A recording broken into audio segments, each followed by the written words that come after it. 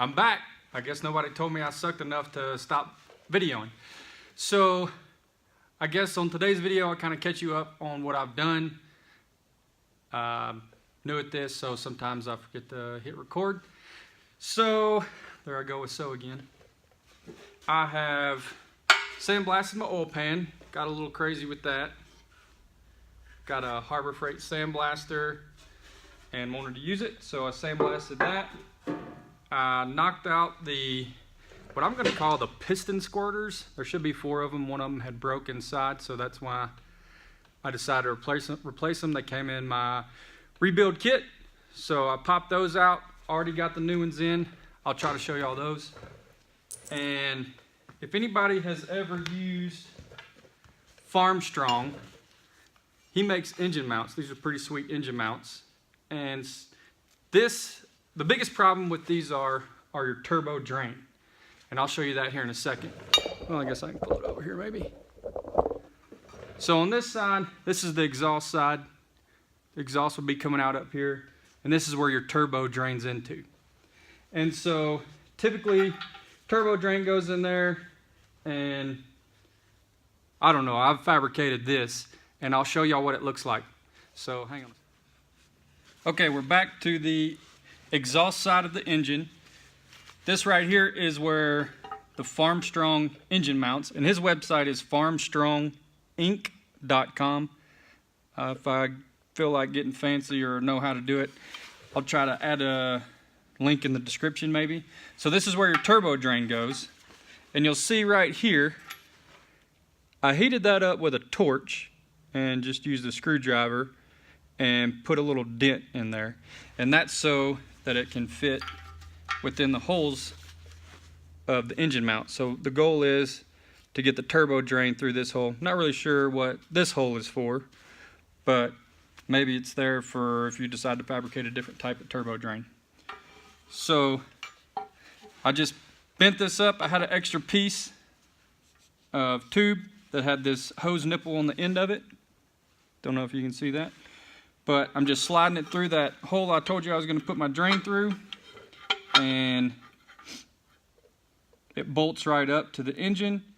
I'll put 2 bolts in here and show you from the top so you can see what it looks like. Basically the reason that I did this, put those crazy bends in there, was mainly because of the bolt, to be able to bolt in. So I'll go ahead and get this bolt in there. They're kind of a pain in the butt to get in.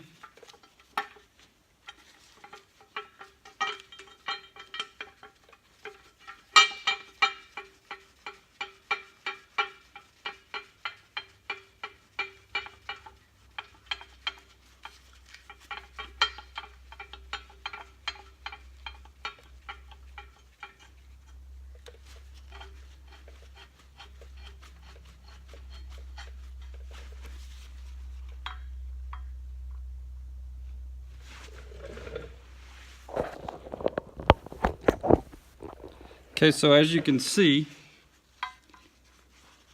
turbo drain is through the hole, and I had to put that dent. There we go. I had to put that dent in there so it could fit.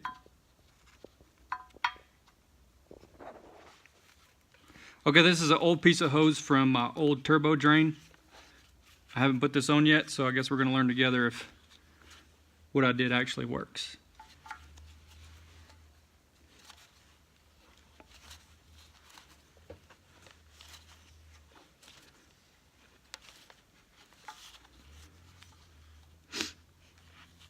All right, looks like we're good.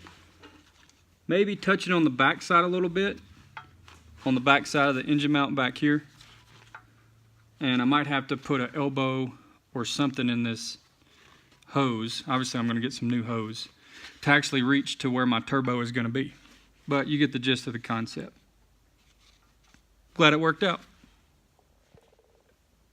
These are the piston squirters, oil squirters. I'm not sure the nomenclature of what actually to call them, but like I said, I had one that was broke, so my rebuild kit came with them, and I decided to replace them. So what I did to get those out is I used a fairly long extension, and I came through the piston side right here with the hammer, tap those out. Slid the new ones in. Like I said, these oil squirters, they have to come out this way. You can tell that they're flared on one end, and it's sitting in there like this. So I used this to punch it out, fell out, put the new ones in, tapped them in.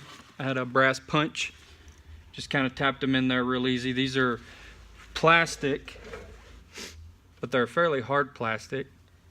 But just take your time whenever you're putting them in there if you decide you want to change them. Okay, now we're caught back up on everything I did yesterday. Today, I decided to lay everything out on my table.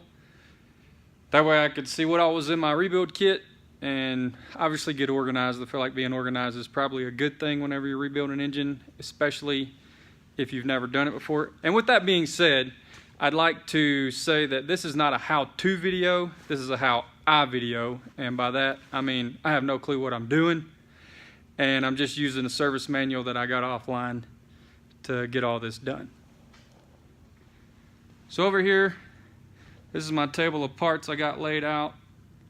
It's my iPad that I'm gonna look everything up on. I've checked all my bolts, make sure they haven't been stretched. Tappets, always labeled, so this is starting at the front, going all the way back. My caps, pretty important to note, on here it says back, and they are also numbered. Not sure if y'all can see that. There you go. There's the number 1, and that goes from front to back, so 1, 2, 3, 4, 5. My bearings, bag of gaskets, front main, rear main seal, oil system gaskets, tappet cover, front timing cover, rear main seal housing, I guess you would call it. Back over behind me is my crankshaft and my camshaft. So I'm going to get into my book, look at it, see what I need to do first. Also, I bought a little oil squirter. I have some Lucas assembly lube right there, as well as I'm just going to put some engine oil and stuff in places that I don't necessarily need the assembly lube, but I'm going to lube the heck out of this thing. So let me get organized and I'll be back. Okay, so in the last video I said something about 4BT swaps. That's actually a form that you can type into the Google and it'll come up. There's a lot of good information in there. I also like to use the 4BT Cummins conversions Facebook page, and it has a parentheses the best gearhead page on Facebook. This is the one I like using. If you go to view pin post, comes up with this link right here, and this is the kind of the service manual I'm using.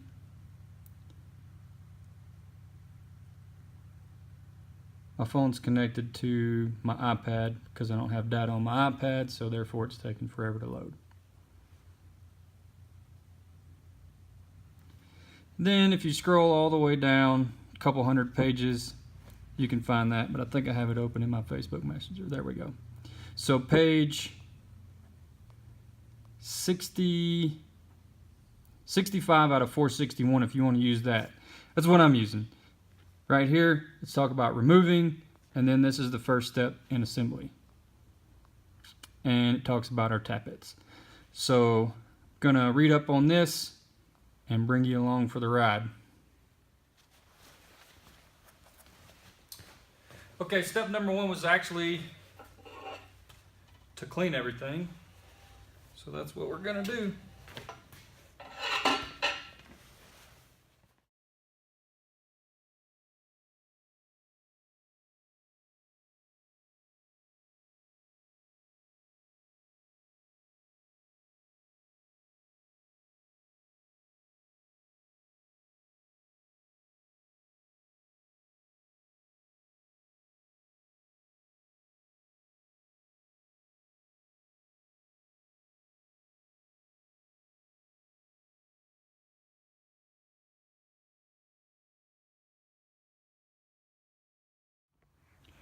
Okay, so we got the cylinder walls cleaned out. Just used some brake clean and some blue shop rags.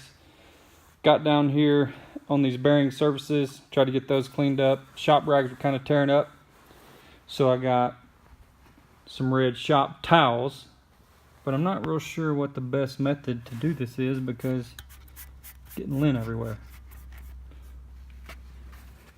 So we'll get all that cleaned up. Next is going to be the tappet covers.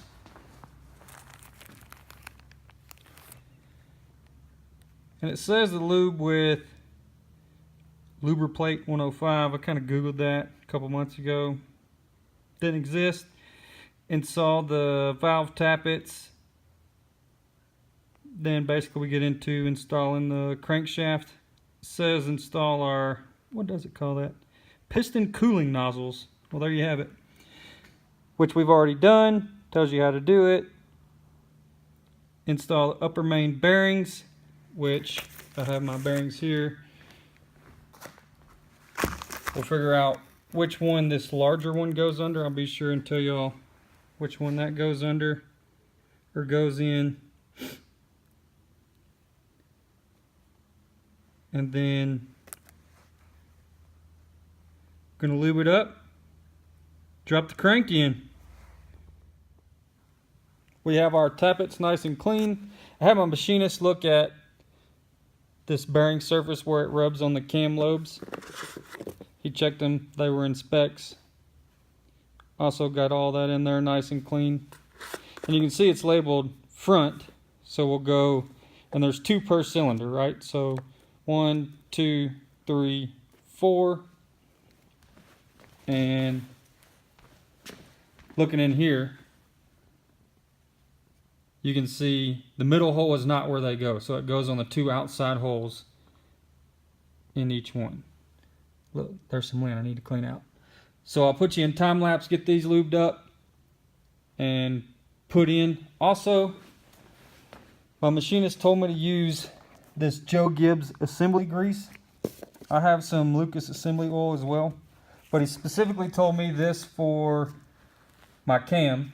So I'm going to put it on the top of these tappets. I might even put it on the side, and we'll go from there.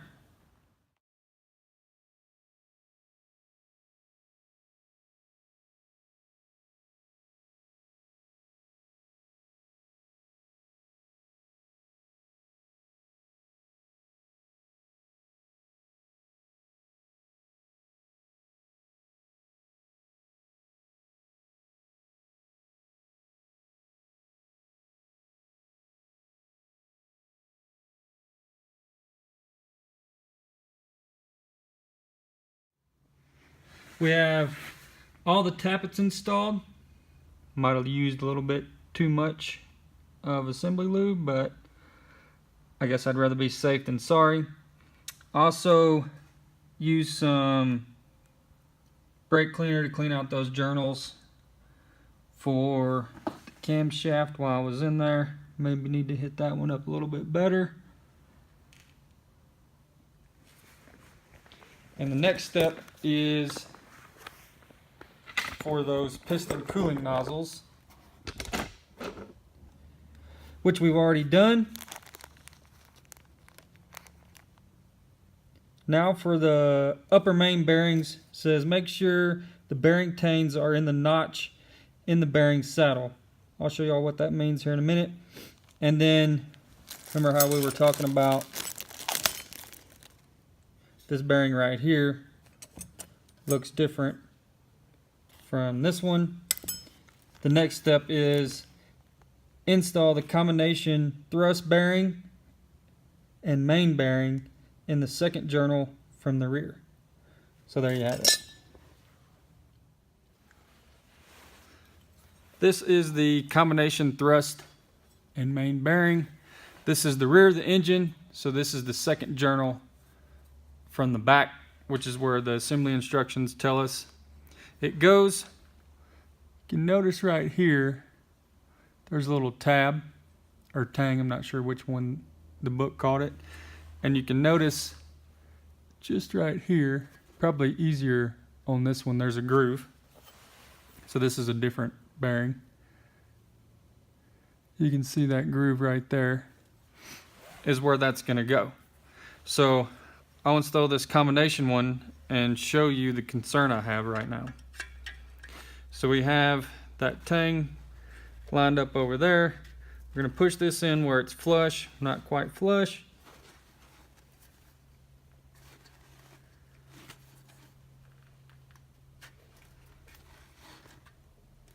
Flush up top.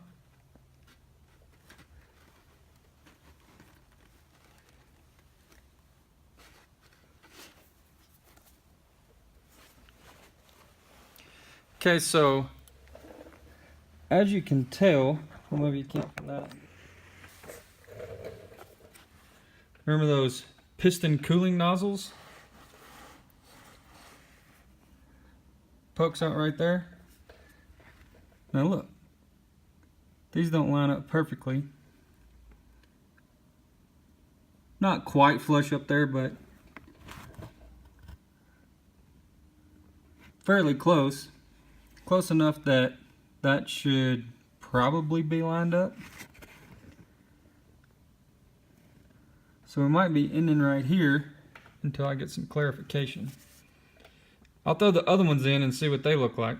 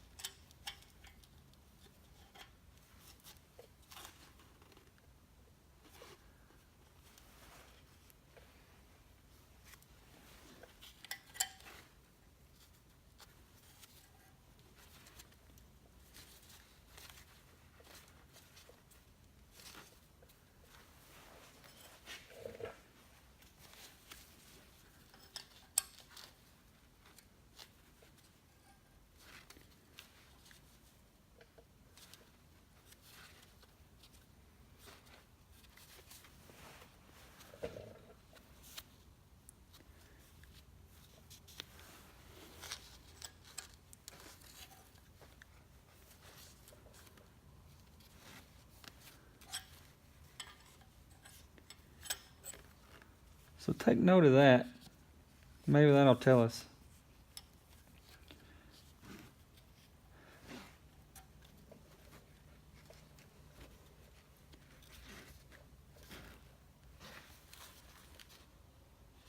So about right here centered.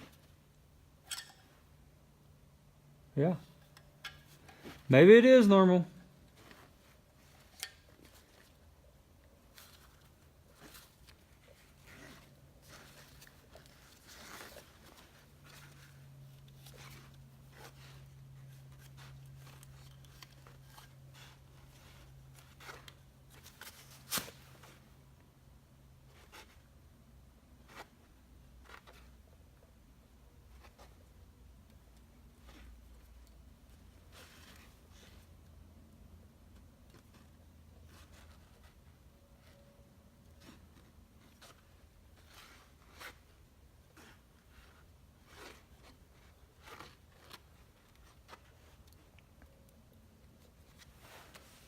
They all seem flush to me. So, I don't know, I just don't like it.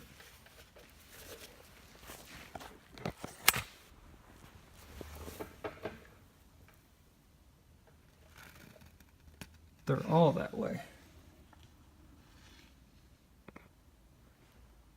Then obviously that one doesn't have a cooling piston or piston cooling nozzle.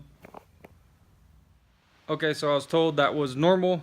I asked on the 4BT page I told you about earlier, and I asked my brother-in-law. He said some gas engines are like that, but he's never been into one of these 4BTs. So I'm gonna continue going. I'm not gonna torque down the crankshaft just in case it is an issue.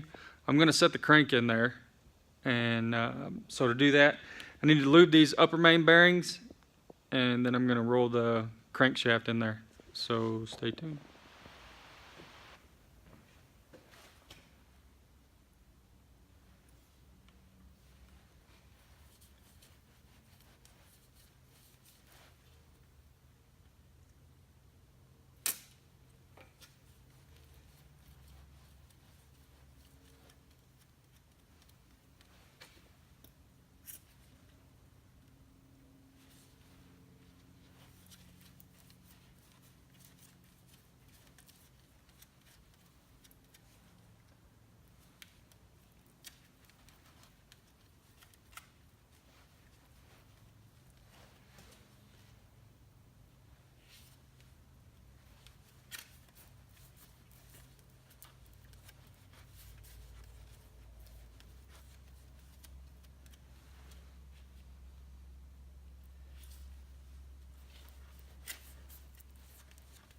When in doubt, lube a lot. Hopefully.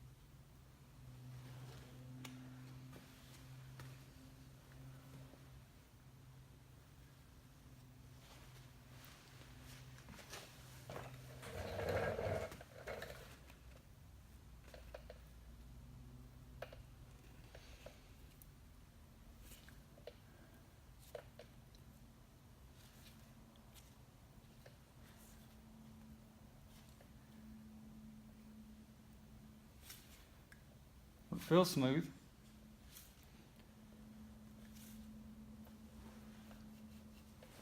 Okay, so we'll see what the next step is.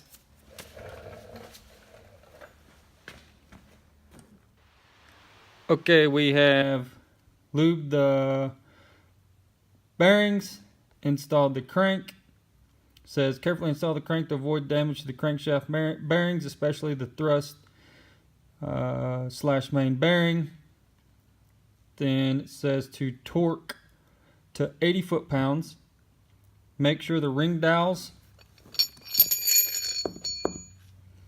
have been installed into the caps, which I have. And look at this. It says BAGK. Wonder if that's normal. So all my dowels are installed. I tapped them, make sure they were good.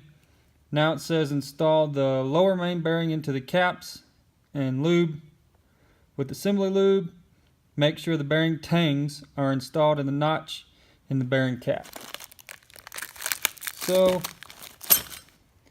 once again, same concept. There's the tang, and it's going to go in that notch right there. So I'll get all these cleaned up and get them installed and lubed. Guess my phone's about to die and it shut off. So what I did is I cleaned all these. Now I'm lubing them.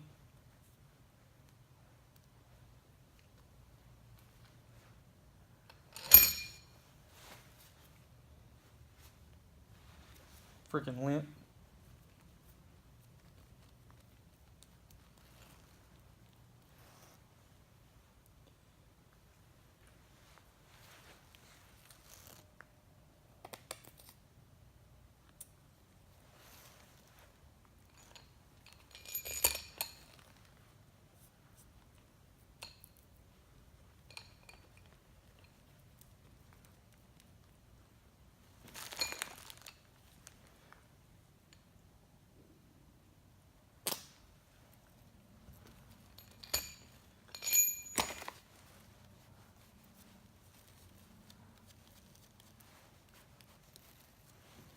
And as you can see, it has that same tang, same groove.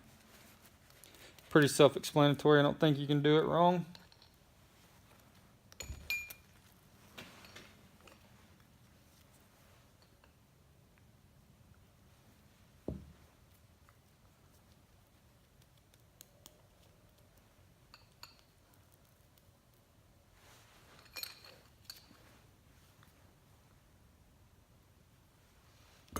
And before I torque these up, I'm going to oil these bolts. Not sure if I should put anti-seize on them or not, but I'm definitely going to lube them up.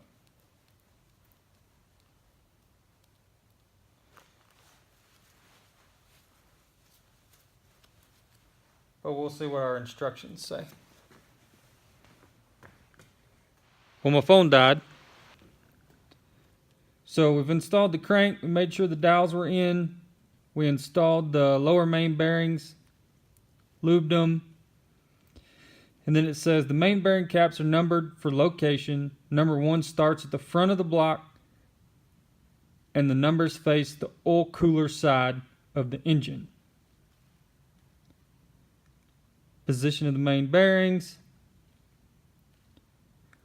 Then it says lubricate the main bearing cap screw threads and underside of the head with clean engine oil. So we're not going to get quite that far yet, but I'll show you what I've done.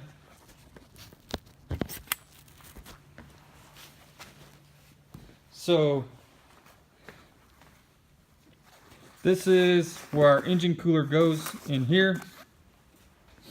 And before I took this apart, I numbered all this because I didn't look in the service manual. But our numbers, number 1, this being the front of the engine, numbers are on the engine cooling side. So we got 1, 2, 3, 4, and 5. So in the next video, we'll oil these threads and underneath the cap and torque those down. But I want to make sure, I feel pretty confident, but I want to make sure that the offset of those bearings that we discussed earlier were 100% correct. So hope you enjoyed today's video.